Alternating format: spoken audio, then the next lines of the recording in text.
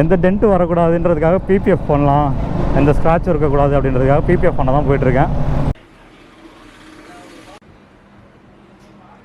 ஆக்சுவலாக இந்த வண்டியோட ஒரு பெரிய மைனஸ் அப்படின்றதே சொல்லலாம். ஏன்னா நான் நிறைய வீடியோவில் பார்த்துட்டேன். நம்ம ரைடர், அதாவது உட்காந்து நம்ம ஓட்டும் போது அதோடைய வியூவில் வந்து நம்ம பார்க்கும்போது வண்டி வந்து ரொம்ப ஒரு மாதிரி டம்மியாக தெரியும். ஸோ ஆக்சுவலாக வந்து எனக்கு இன்னமும் ஒரு பதட்டமாகவே இருக்குது. எனக்கு இன்னும் அது ஆக்சுவலாக வந்து செட் ஆகிறதுக்கு 1 month ஆகிடுங்க. ஸோ வெயிட் பேலன்ஸும் பார்த்தீங்கன்னா நமக்கு பில்லியன் யாராவது உட்காந்துருந்தால் மட்டும்தான் வந்து பார்த்திங்கன்னா ஈஸியாக இருக்கும். அந்த ஹைட் வந்து நமக்கு கரெக்டாக கீழே டச் ஆகும்போது ஈஸியாக இருக்கும். அதே மாதிரி ரோட்டில் வண்டி எடுக்கும்போது நிறைய பேர் பார்த்தாங்க. ஸோ வேறு லெவலாக இருந்தது.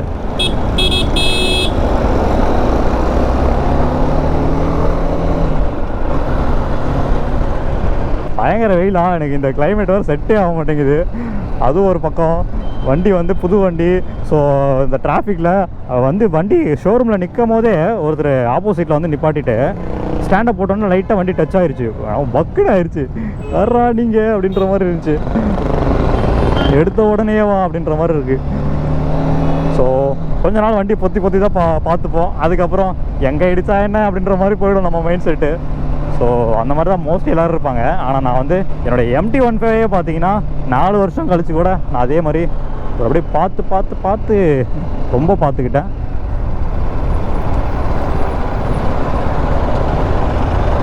ஸோ நம்ம இன்னும் லுக் எல்லாம் எப்படி இருக்குன்னு பார்க்கலாம்.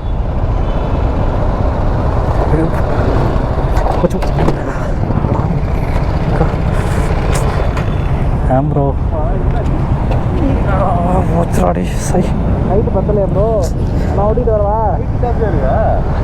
எல்லாம் ஒரு லைட்டு நான் ஓட்டிட்டு வரவா ப்ரோ? இல்லை ஓட்டுறோம் ப்ரோ. நீங்கள் மேப் பார்த்துக்கோங்க. இல்லை அது பார்த்து ஓட்டு வரவா? இதாச்சா பார்த்து வண்டி தான் அவ்வளோல்ல. ஸோ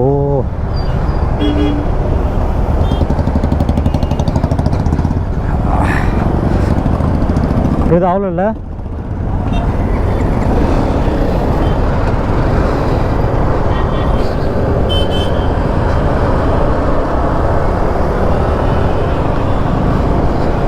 போட்டாங்க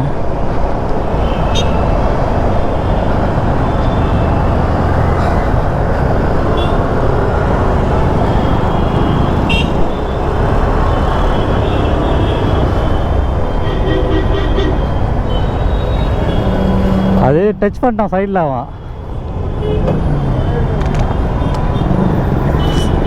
சைடில் அவன் டச் பண்ணிட்டான் ஹேண்டில் பாரு.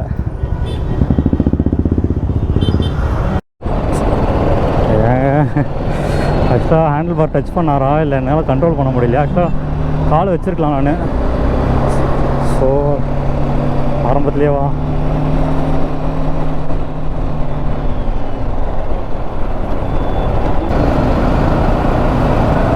ப்ரோ. பெருசாக எதுவும் இல்லைல்ல?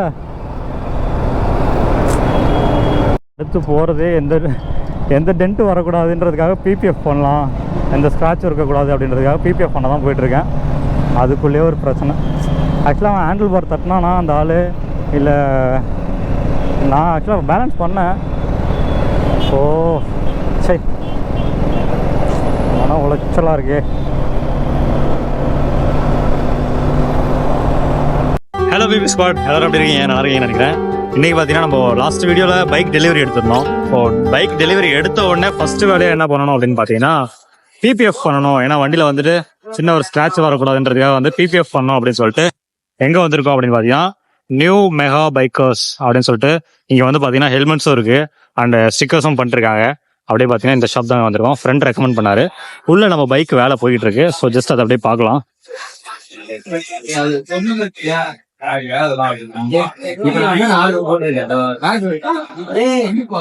தனித்தனியா பிரிச்சுட்டாங்க வாங்கின அன்னைக்கு.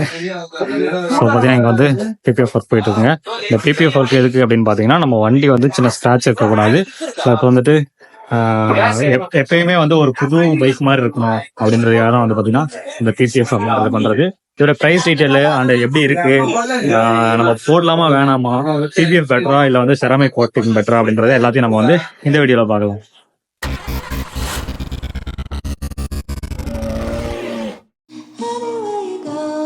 Anywhere you go, give it all.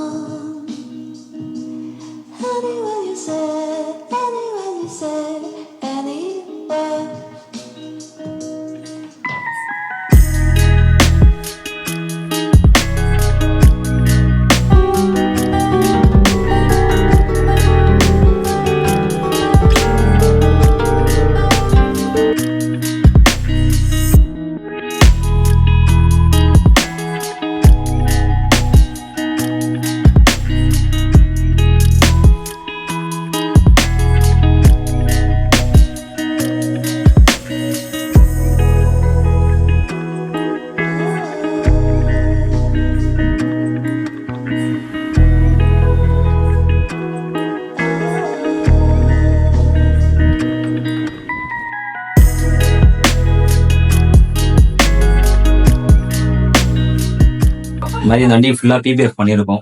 Friend suggest பண்ணி வந்திருக்காரு, அது ஃபுல்லாக பிபிஎஃப் பண்ணியிருக்கோம். இது வந்து பார்த்தீங்கன்னா ஒரு 7 இயர்ஸ் வரைக்கும் லைஃப் வரும். ஃபுல்லாகவே வாரண்டியும் 7 இயர்ஸ் கவர் ஆகிடும், லைஃபும் 7 இயர்ஸ் கவர் ஆகிடும் இந்த வண்டிக்கு, இந்த பிபிஎஃப் பண்ணதுக்கு. இது வந்து பார்த்தீங்கன்னா நம்ம ஷீல்டு ப்ரோ பண்ணியிருக்கோம் இந்த வண்டிக்கு, நம்ம ஃபுல்லாகவே ப்ரொடெக்ட் பண்ணியிருக்கோம். பிபிஎஃப் ஹெட்லைட்டும் பண்ணியிருக்கோம், இந்த ஃபெண்டர் பண்ணியிருக்கோம், டேங்க் பண்ணியிருக்கோம், டேங்க் சென்டர் பீஸும் பண்ணியிருக்கோம்.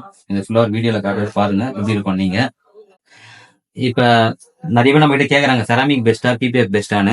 எனக்கு தெரிஞ்சு பிபிஎஃப் தான் பெஸ்ட்டு. செராமிக் பார்த்தீங்கன்னா சப்போஸ் ஏதோ ஒரு கிராஷ் ஆகுதுன்னா, இங்கே எதனா ஆகுதுன்னா நம்மளுக்கு மொத்தமாகவே உங்களுக்கு அந்த ஃபுல் ஸ்க்ராட்ச் ஆகி இதுவாக டென்ட் ஆகிடும். இது பார்த்தீங்கன்னா செல்ஃப் ஃபீலிங் மெட்டீரியல். நம்மளுக்கு ஏதோ ஒரு கிராஷ் ஆகுது, ஏதோ ஆனாலும் ஸ்க்ராட்ச் ஆகுது, சப்போஸ் நல்லாவே நான் வந்து இதாகி ஒரு வண்டியில் ஏதோ பண்ணி இதுவானாலும் நம்மளுக்கு பார்த்தீங்கன்னா ஆட்டோமேட்டிக்காக ஒரு 1 or 2 டேஸில் நார்மலாக உங்களுக்கு ஆகிடும். ஏன்னா அதுக்கு சன்லைட் பட்டாலே உங்களுக்கு செல்ஃப் ஃபீலிங் மெட்டீரியல் ஆகிடும்.